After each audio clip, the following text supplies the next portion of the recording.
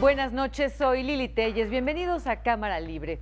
Esta semana lo más relevante en el Congreso de la Unión es la reforma político-electoral. En ella se plantean varias propuestas, pero resaltan dos en particular que han mantenido en negociaciones a los legisladores. Una se refiere a la reelección de regidores, diputados y senadores locales y federales. Esta es una propuesta que el Partido Acción Nacional ha planteado desde hace varias décadas y que hasta la fecha no se ha logrado aprobar. Sin embargo, parece que ya hay consenso para sacarla adelante en estos días. La otra también es una propuesta del PAN y se refiere a la creación de un Instituto Nacional Electoral que sustituiría al IFE y se encargaría de organizar las elecciones también en los estados del país. Para ello, el PAN propone que desaparezcan los institutos estatales electorales. El debate entre los legisladores está básicamente enfocado en la creación de este organismo.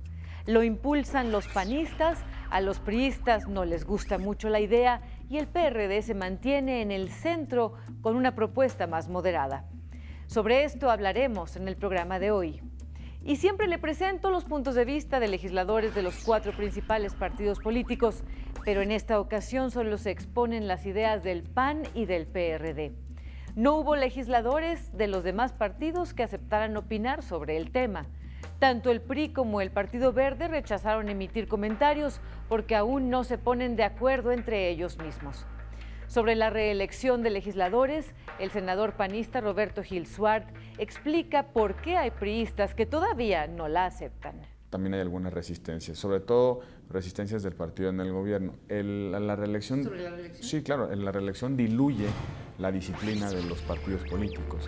Los legisladores tenderán más a responder a los intereses de los ciudadanos que a los intereses de las cúpulas partidarias. Hoy, con el modelo de prohibición a la reelección, los legisladores tienen más incentivos para responderle a sus dirigencias partidarias que los ciudadanos, porque su carrera política no depende de los ciudadanos, sino depende de sus dirigencias y eventualmente también del partido en el gobierno.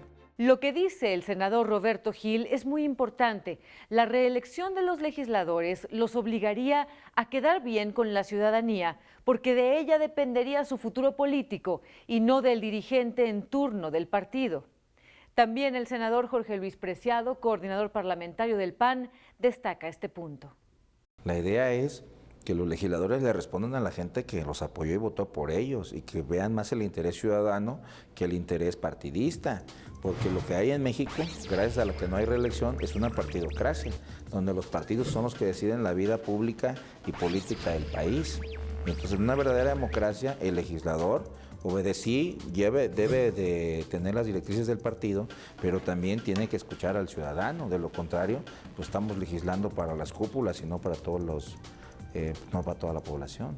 El senador perredista Alejandro Encinas hace una reflexión sobre la razón por la que no se ha aprobado la reelección de los legisladores en México. Explica que se debe a que esto permite que lleguen diferentes grupos al poder, que se vayan alternando y que exista oportunidad de darles juego a diferentes actores políticos. La no reelección permitió la rotación de muchos de los políticos de los partidos políticos y eso facilitaba el reacomodo y el equilibrio entre las fuerzas. En el momento en que se pueda establecer la reelección, aunque van a poner candados para que se cumplan con las disposiciones estatutarias de cada partido, pues va a disminuir la rotación de dirigentes, muchos de los cuales no van a encontrar acomodo, y eso puede romper el equilibrio de la a veces muy precaria disciplina interna dentro de los partidos. La reelección haría realidad aquello de que el ciudadano es el jefe del legislador.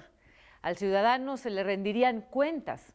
Los intereses de la población estarían por encima de los intereses de los partidos o de los políticos en turno. Se deben más a sus gobernadores o al presidente de la República que a sus propios electores. Aunque por supuesto la reelección no es el único instrumento que debería establecerse para la rendición de cuentas. Mucha gente dice que la reelección permite sancionar al elector el desempeño de los legisladores, como si fuera un castigo. Yo más bien creo que la reelección es un premio al legislador que se desempeñó adecuadamente. Los panistas dejan claro que sin la reforma político-electoral no irán a la reforma energética y más aún dicen que la aprobación de la reelección simplemente no es negociable. Si hay interés en construir un acuerdo en materia de reforma política, la reelección es un elemento fundamental. Una de esas reformas, la política, le da posibilidad a la reforma energética. Si bien el PRD apoya la reelección, también busca la aprobación de otro mecanismo para la rendición de cuentas por parte de los legisladores. Y resulta del mayor interés para nosotros los ciudadanos, es la revocación del mandato. Esto es, que si el legislador no hace su trabajo como lo prometió, la población puede quitarle el cargo. Porque la revocación del mandato, esa sí permite una verdadera sanción por parte de los ciudadanos sobre el desempeño de los legisladores o de los servidores públicos. Por eso yo siempre he insistido, sí a la reelección, pero sí y solo sí se acompaña con el principio de revocación del mandato, que puede ser a través de un referéndum revocatorio, ya sea a nivel municipal, en un distrito, tratándose de diputados, o en un estado, tratándose de un senador o de un funcionario estatal, y tendría que organizarse sobre la base de un proceso muy similar al de las elecciones, donde la gente vote si se mantiene o no en su cargo el representante popular o el servidor público. El senador Alejandro Encinas pone un ejemplo de lo que habría pasado con la aprobación de la reforma hacendaria si existiera la revocación del mandato. Esta experiencia reciente que hemos tenido con la aprobación de la homologación del IVA en las fronteras seguramente hubiera convocado a muchos ciudadanos a plantear la revocación de mandato de los legisladores que votaron a favor de aumentar el IVA en las fronteras del país. Hasta el martes pasado, el PRI todavía no definía una postura sobre este punto y se negaron a opinar para este programa.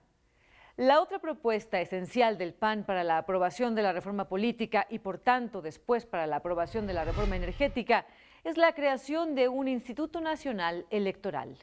Dicen los panistas que los gobernadores se han convertido en virreyes de sus estados y que controlan las elecciones a través de los institutos estatales electorales.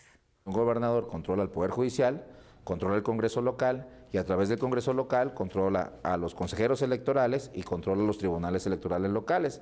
Entonces, cuando como partido vamos a una elección en un estado, lo que sucede es que el gobernador agarra el árbitro y dice quién metió gol y quién no.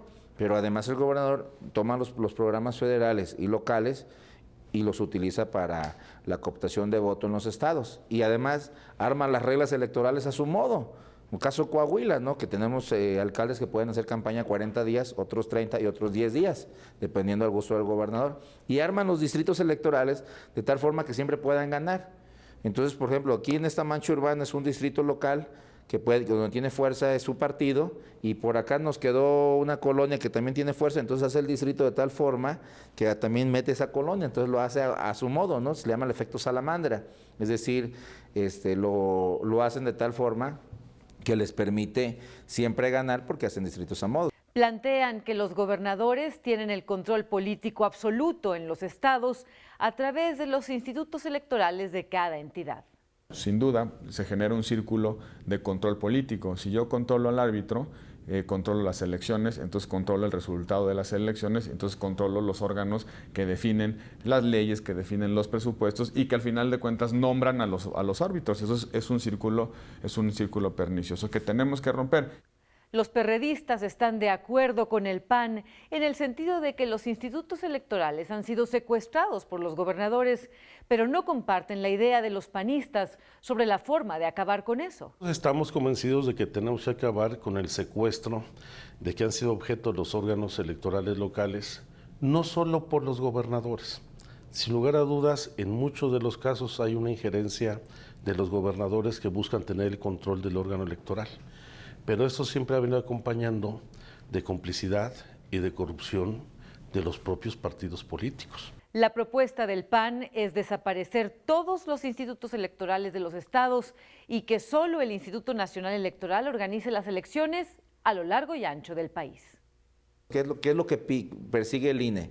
que estos cacicazgos locales no influyan en las elecciones ni locales ni federales. Entonces, que se cree un Instituto Nacional de Elecciones que organice las elecciones locales y las elecciones federales. Esto implica que los consejos electorales locales deben ser sustituidos por juntas electorales nombradas desde el Instituto Nacional Electoral, donde no tenga injerencia ni los gobernadores ni los congresos locales, y que además los tribunales locales desaparezcan en virtud de que todas las resoluciones que emiten los tribunales locales al final del día terminan acá, en la Sala Superior del Poder Judicial de la Federación en materia electoral, mejor conocido como el mentado TRIFE. Que hay autoridades electorales, institutos electorales, árbitros electorales que responden a los intereses de gobernadores y de sus partidos, y precisamente por eso tenemos que sustituirlos por un modelo que garantice la imparcialidad. Y efectivamente, a algunos gobernadores no les gustó esta idea de desaparecer los institutos locales y centralizar todas las elecciones. Por supuesto que no quieren, no, pues ¿qué van a decir? Pues que les vas a quitar las canicas con las que juegan.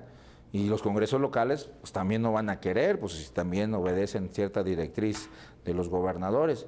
Y ya no me preguntes si los consejeros locales se quieren ir o no, porque pues, por supuesto que ya se andan hasta juntando ahí para hacer la grilla. Entonces, ese es un efecto normal.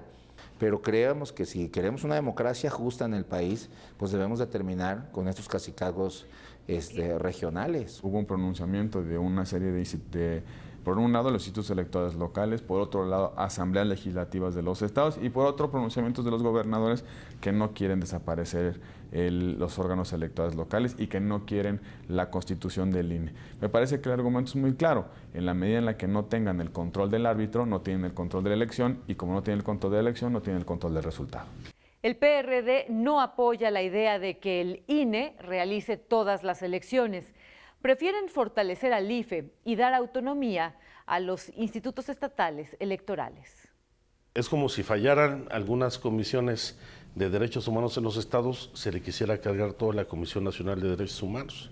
Yo me inclinaría más por un modelo de renovación como hicimos con el Instituto Federal de Acceso a la Información. El coordinador parlamentario del PAN explica las razones del PRI para rechazar la creación del Instituto Nacional Electoral.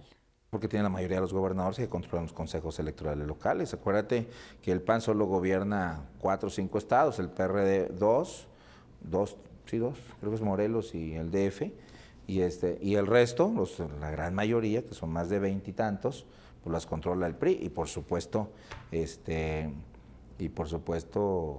si tienen el control, pues no van a querer soltarlo tan fácil, ¿no? La creación del Instituto Nacional Electoral está en el centro del debate. La propuesta define que serían 11 personas las titulares de este organismo, con requisitos como ser apartidistas y no haber ocupado un cargo público en los 5 años previos a su postulación, y serían elegidos en la Cámara de Diputados. El PAN presiona para que se apruebe antes del 15 de diciembre y se le den las facultades para que organice las elecciones del próximo 2015. Por lo pronto, yo les seguiré informando sobre lo más importante que ocurre en el Congreso de la Unión. Soy Lili Telles, gracias. Hasta el próximo jueves.